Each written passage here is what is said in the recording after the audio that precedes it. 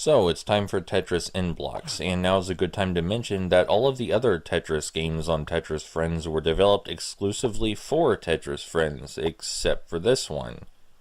Tetris N-Blox was one of the earliest free versions of Tetris you could play on the internet, so Tetris bought it and added it to the Tetris Friends website, so that way people looking for N-Blox would go to the official Tetris website and give them ad revenue.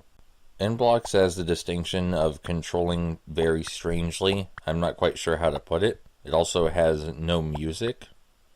I'm not an expert at Tetris by any means, but my friend who was playing these games for me, Pogo Dork, also said that this game was gross. He was so disgusted with it he couldn't even spell N-Blox properly. He spelled it N-Blixo.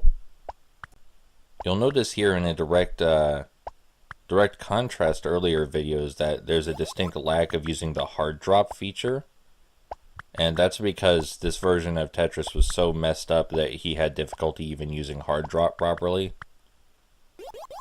And I'm inclined to take his word for it because he's the best Tetris player I've seen. Anyway, so we're going to be here a bit. Let's talk about Tetris in other capacities. The company that made all the Tetris games on Tetris Friends, except for this one, that company is called Tetris Online. And not just Tetris Friends, but all of their games are going down on the 31st of the month. That's over a dozen games being destroyed on May 31st. Or rather, after May 31st. It's kind of unclear which. I emailed them to confirm this. This does not just mean Tetris Friends or Tetris Splash on Xbox Live Arcade, but also many of the Nintendo Tetris titles, as well as Tetris on the Roku and Amazon Stick devices. Is that what it's called? Amazon Fire? Or it's a streaming thing. I know what a Roku is, but Tetris on those is going away too.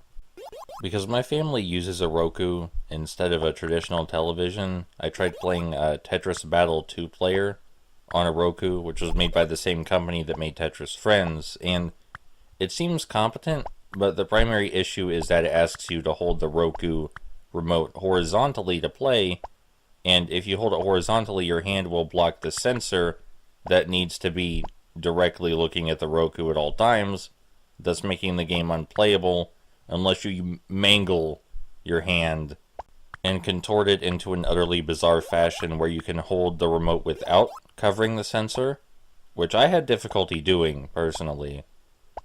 But that's going away on the 31st. And it seems to be mostly microtransaction driven. There's nothing outwardly impressive about it, but I do like the animations of the two little battlers when you fight against another player or against the computer. It also has a fairly robust tutorial, I guess. There's that. But so does Tetris Splash and a lot of other games made by Tetris Online. Anyway, since we're still here, moving on to other dead Tetris games, I told you there was a lot of them, because, you know, there are. Tetris Ultimate, which was a game published by Ubisoft for the PS4, Xbox One, and PC, as well as on the Nintendo 3DS and PS Vita, was supposed to be the ultimate version of Tetris for next-generation consoles.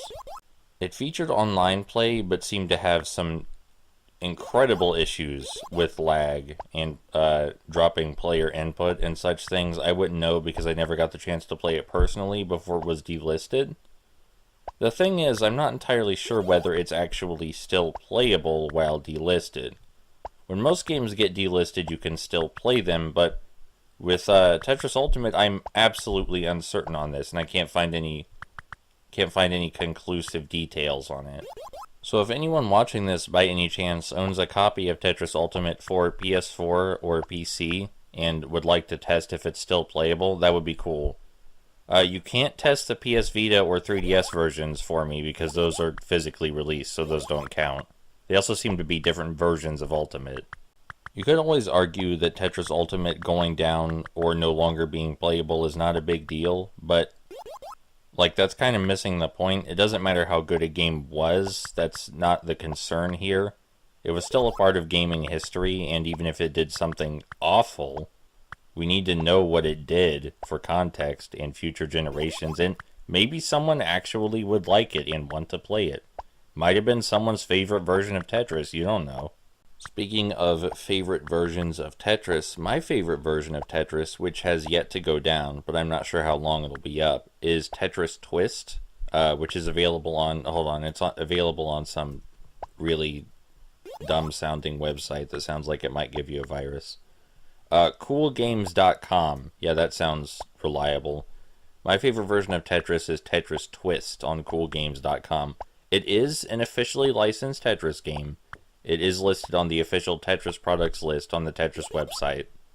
You make your way through a world map, completing levels along various cities, and the challenges are always clear a certain amount of lines, but they mix things up by switching gravity on you, like turning the matrix upside down or adding a certain amount of garbage blocks. That's the twist, is that there are always these little puzzle gimmicks the further you get into the game.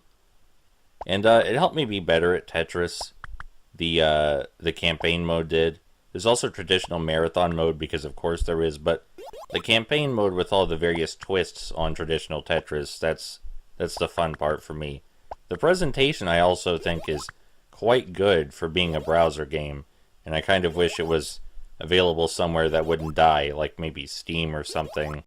Like, yeah, it's free, but it's ad-based, and it's good enough that I wouldn't have any issues if it cost money. Like, if it wanted me to pay $5 to own all of it, sure, whatever. I'd much prefer that to having to watch advertisements based on the newest films, like John Wick 3 or whatever is coming out right now.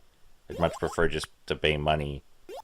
So yeah, as I was saying, a surprisingly large amount of dead or dying Tetris games. Kinda depressing. And we're about at the end of this N-Blox video, thankfully.